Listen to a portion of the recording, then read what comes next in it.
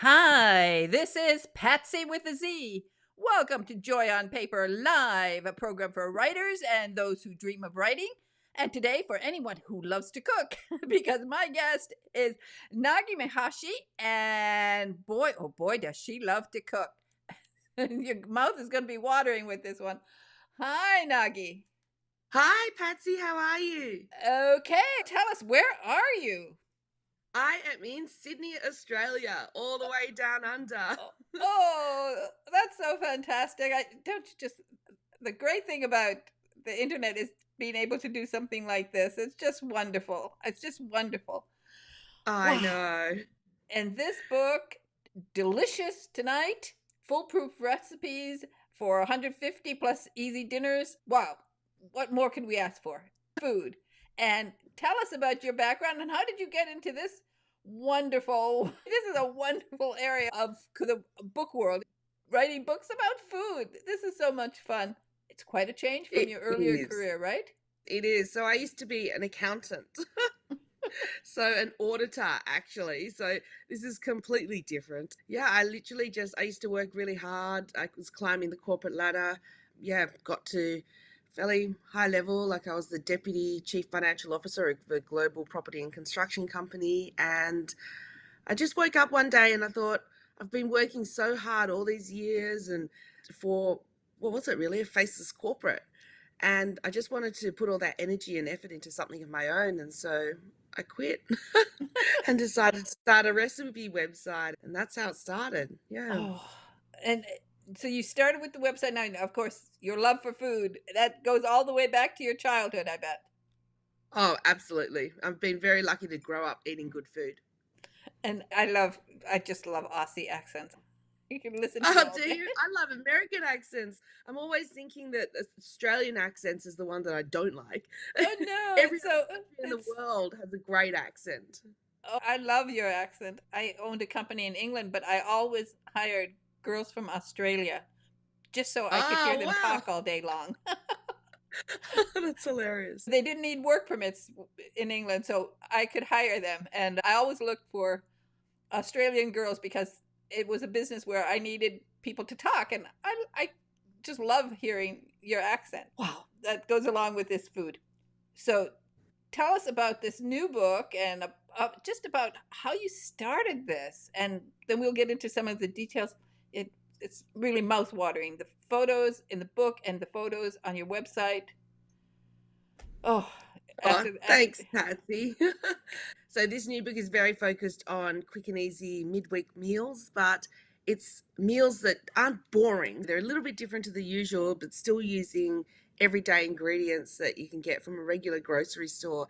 And for me, that was such a challenge coming up with those interesting but something a little bit different recipes that are doable, but without having to go to a gourmet store or dig in the back of Asian stores to find obscure ingredients. They're really straightforward recipes, and I just love the diversity as well. There's everything in there from Indian curries to Mediterranean sheet pan bakes and Middle Eastern slow cooked dishes, Mexican. There's some one of my favorite salads is called a Texan cowboy chicken salad, and I just love it. It's just a little bit of fun because I'm using southern style rub with creamy chipotle dressing, and yeah, so I'm like, the whole book came about after my first cookbook, which was also mostly quick and easy dinners, but I basically was listening to all my readers and what they were saying, and I met probably about 3,000 people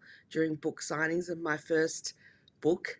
And I've been reading all the feedback I've been hearing online, and it's based on that I designed this book and the type of chapters it's got, the type of food it's got, how straightforward they are to make. It's all based on the feedback that I've taken on board from people who got my first book. I am Yeah. happy to see there is this trend now of people realizing that they shouldn't be getting fast food every night. That they really Mm. just to take that little bit of time, and the recipes are written out so well, and so it's so easy to follow. This problem of people just grabbing something on the way home, something Mm. in a bag that is junk food. In essence, it's junk food. It doesn't give you any of the good stuff you need. And with this, you have 150 ideas, and people really need to start living and eating healthier. Yeah, absolutely. Here in Australia, it was the trend of the convenience of food delivered, Uber Eats, and we've got other apps that do that as well, Menu Log and things, DoorDash, all those things like that. But in all honesty, there's probably about 40 recipes in that book. Actually, I lied, it's closer to 50. 50 recipes in that book that you can make faster than it takes for food to be delivered. Yeah. Yeah, no, that's true. And I've tried some of them already because I get books ahead of time. Wow, Patsy, that's So amazing. the wonderful thing about cooking, if and for people, whether a lot of people, the people who are living alone, I always tell them, take that time. If you come home, you want to turn on the television and listen to something, use that time to do some cooking. And of course, if you have people to cook with, bring friends over.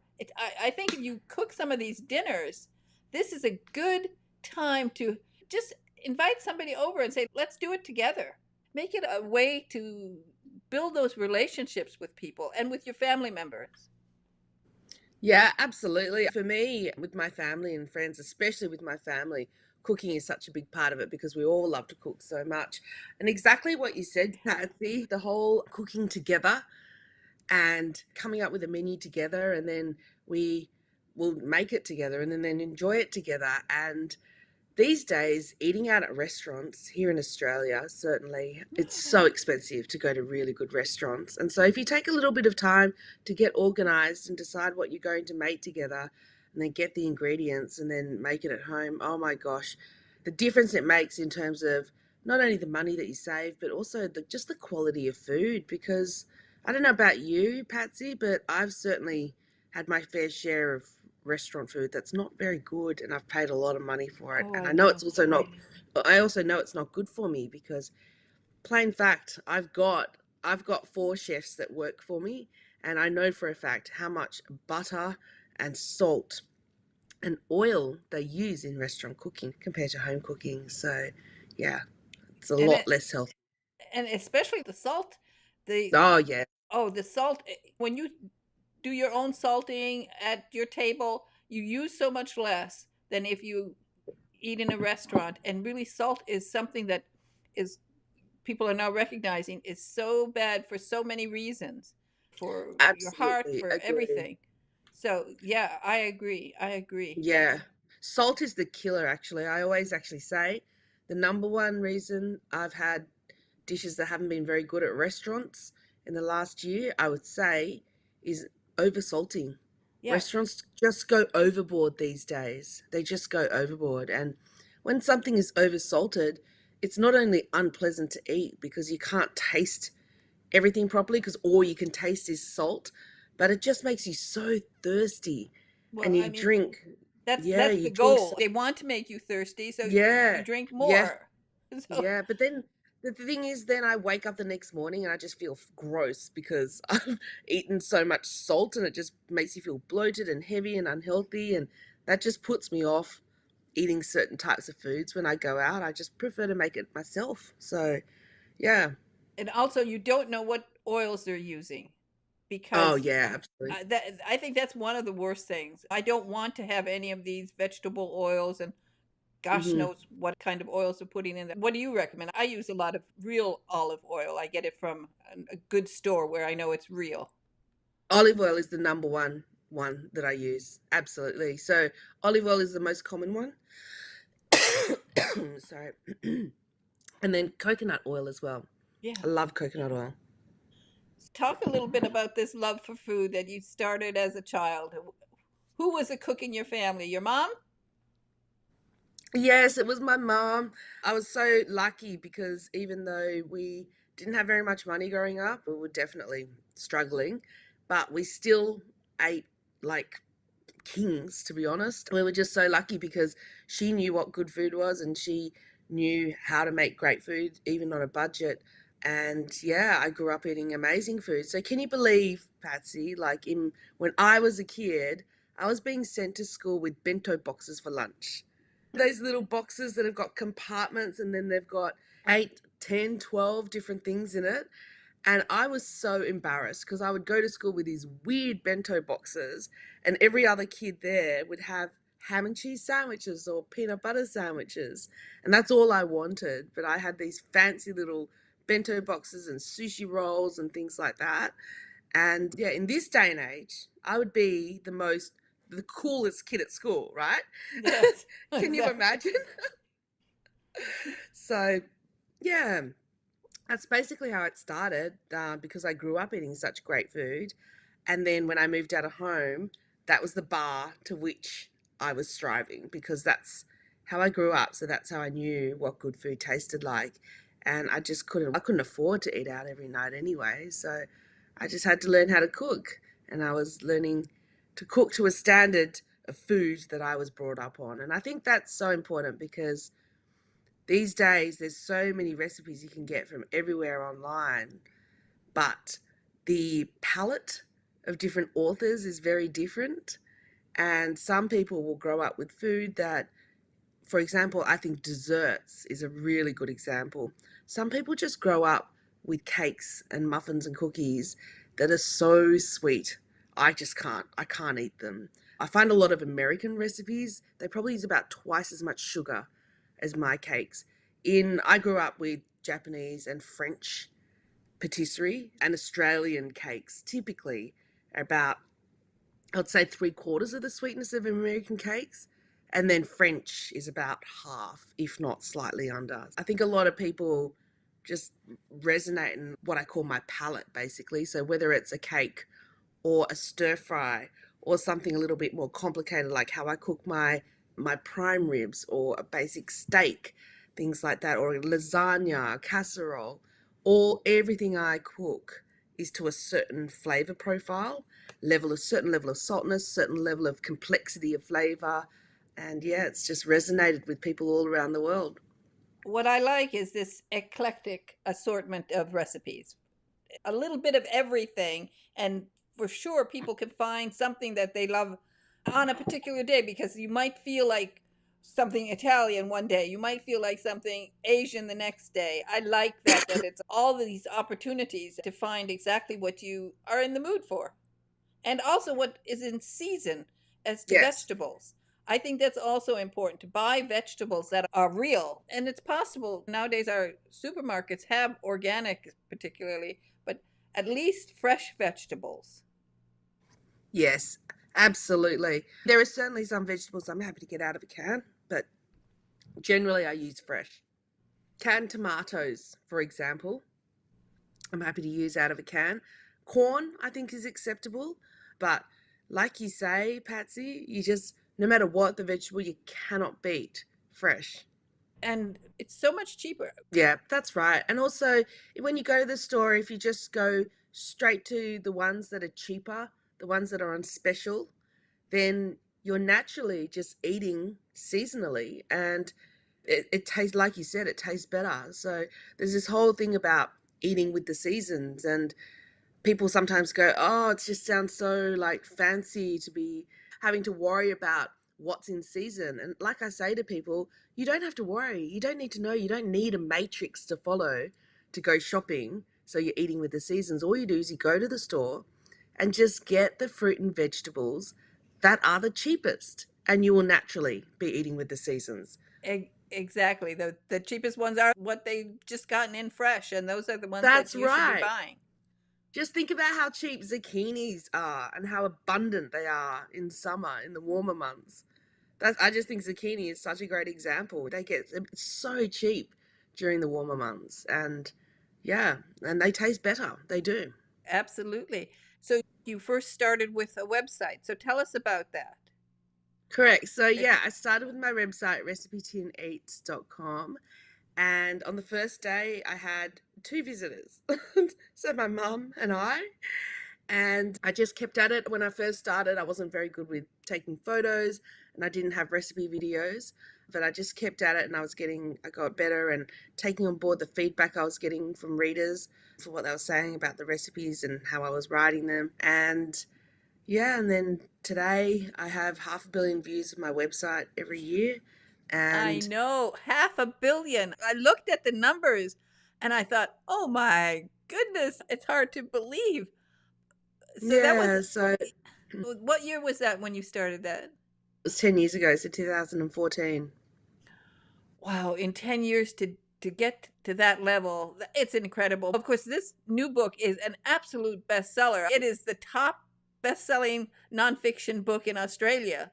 I know that, and probably everywhere else it will be a bestseller because there's something I think very cheerful about the book. And that's important. You don't you make people feel comfortable with your recipes, your attitude. You have a way just of putting it all together, and of course the photographs are. Thank you. Thanks, Patsy. That's so nice to say. I think I can actually even, you can be the first person in America to know just some news that I heard last night from my publisher that this book is the highest selling non-fiction book in Australian history in the debut week. So yeah, it's pretty exciting. I just Wow. found out last night. Yeah. Wow. That is Mm. so exciting. And it shows that Yeah. you have an idea, you start with it, and you're persistent. As you said, you didn't know about photographing food. Now, I will tell you that I was also in the food business and I was Hmm. involved in photographing foods. So when I first started doing that, and this was in England, I actually sold in Harrods. By the time I got to Harrods, we already knew how to photograph foods, but it's a learning process, isn't it? Oh yeah, absolutely. It took me years to get to where I am today.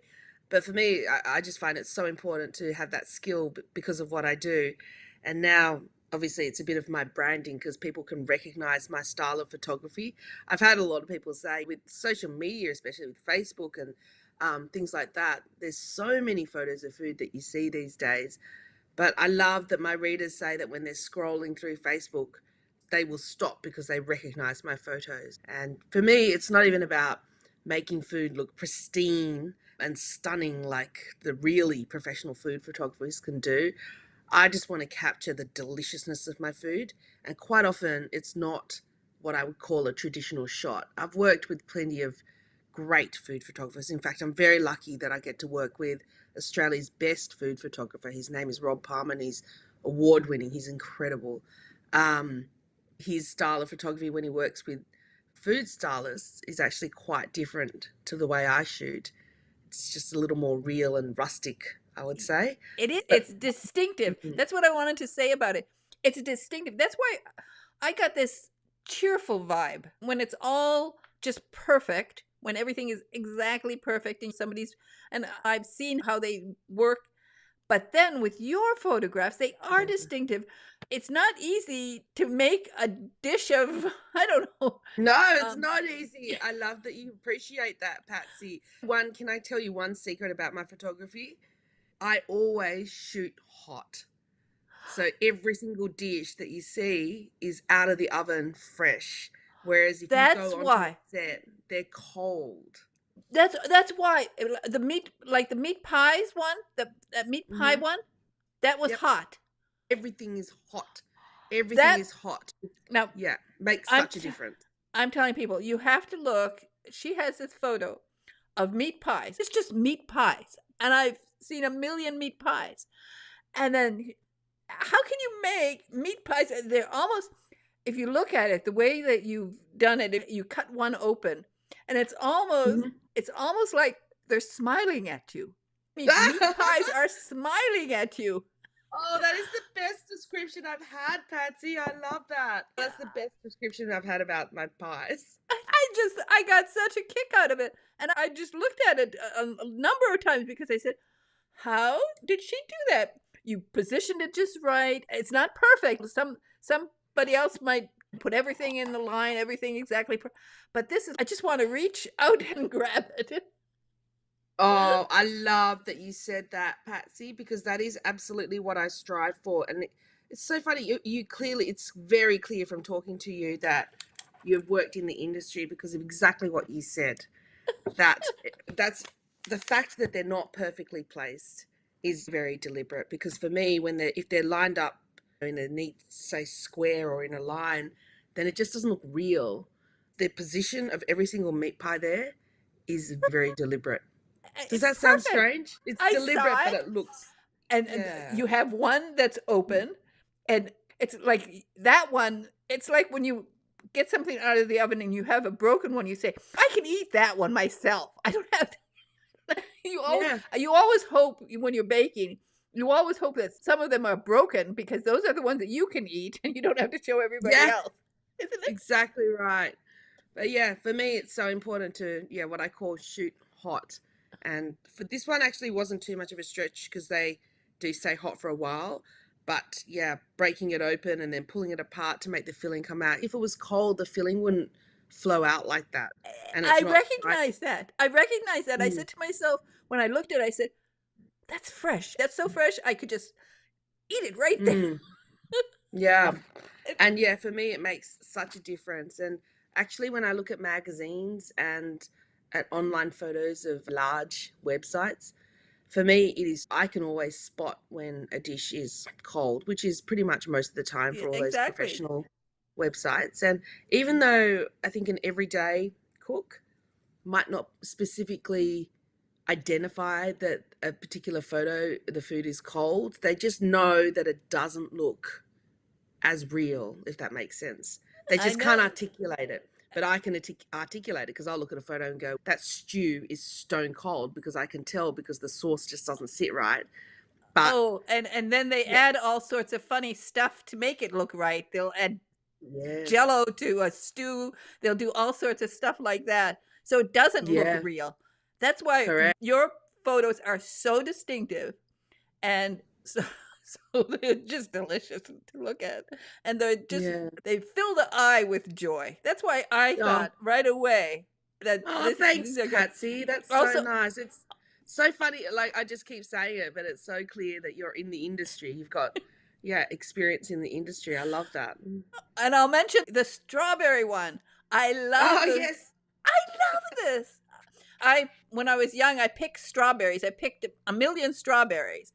And so Yeah. I love everything strawberry. And boy, that photo, again, it was cold. It was perfect. It was you didn't put glue in it to hold it together. You No, didn't not at all. I made it and I shot it straight away. And yeah, oh, that one is so good. It's just amazing. It's almost like a quick homemade strawberry jam. yeah. And when you make your own strawberry jam like that, but it doesn't take hours of simmering like real jam. Yeah. And when you make your own strawberry sauce like that, the flavor of strawberry that you get in this cake is just unlike anything you will ever buy in a cake shop. Oh, absolutely. It's absolutely perfect. I know you have to go. I know you have lots of I people know, who I want. was just checking the time at Patsy. I feel like you and I could just talk for another hour. Oh, I think we could. You know what we can do is after you have this big opening, then you can come back and let's this time you send me a lot of the photos so I can include the photos and we can talk about them. Okay? I can That'd be tell people delightful. which of her photos are smiling at you Ah, because I the love meat the pies big are picture. smiling at you. So I just want to give people your website and they can see it. How did you come up with that name? You know the old tins that people Yes. used to keep recipe cards in? And you'd reach in and pick out what you're going to make for dinner tonight? I had one of those. And Oh, all my recipes, I used to keep them in a tin. And then when I decided to start my website, I was basically creating a digital version of my recipe tin. this is it's a wonderful website. 500,000,000 views. Recipe Tin Eats is a perfect site to go to. The book is great. I'm sure it's going to be a bestseller here in the States. And I know, as you said, #1 in Australia, and it deserves to be because it's a wonderful book and it is filled with joy. I see it in every photo that you created. Thank you so much for your time, Patsy. It's been so delightful. Okay, I insist. You have to come back. We have to talk about food, and time Ah, we'll show some photos so people will understand what we're talking about. Okay? the smiling meat pies. I'm going to quote you on that, Patsy. Okay, you do that. Okay, again, thank you so much. Thank you so Thank much for you. joining me today. Bye bye, Nagi. Thank you. Bye. Bye. Bye. Wow, that was so much fun to talk to Nagi. Whoa, oh, now I'm so hungry. You have to get this book. This book came out just at the right time. I think now that we've headed into the fall, And people just, in a way, you just need a book like this at this time of the year. There are lots of things going on in the world, but cooking, if you plan it, just calm down. Don't get all bent out of shape. Don't get yourself nervous. Make it something fun. Just invite some people over and say, look, I've got this book full of wonderful recipes, and half of the recipes seem to be smiling at me, and I want to make them. Do a little dinner party. People don't do dinner parties anymore. When I lived in England, I did dinner parties all the time. I always was doing dinner parties, and everybody loved them because, and I didn't make anything crazy. I didn't make anything expensive. For British people at the time, I made things that maybe they hadn't eaten before. If you cook and you make it yourself, you find out that you don't eat quite as much. So get this book. It's really great. Delicious Tonight, and it's 150 plus dinners. It's really great. It's a fun book, and I'm going to have Nagi back, and we will talk about happy meat pies smiling at you. Okay. Meanwhile, please subscribe to Joy on Paper Live. I really need subscribers. If you are watching YouTube, you know how important it is. I can't even begin to tell you. I'm not an influencer. I would like to be an influencer. I want to influence you all to read more. And just because authors work so hard, and I want to help them promote their book. Subscribe, but most importantly, do the comments. Think if you were an author and you spent 3 years writing a book, and then you put it out there and nobody reviews it on Amazon, and nobody makes a comment when you do a lovely interview with me, Patsy with a Z. Please think about authors and think about what you want when you become an author. Because why aren't you an author?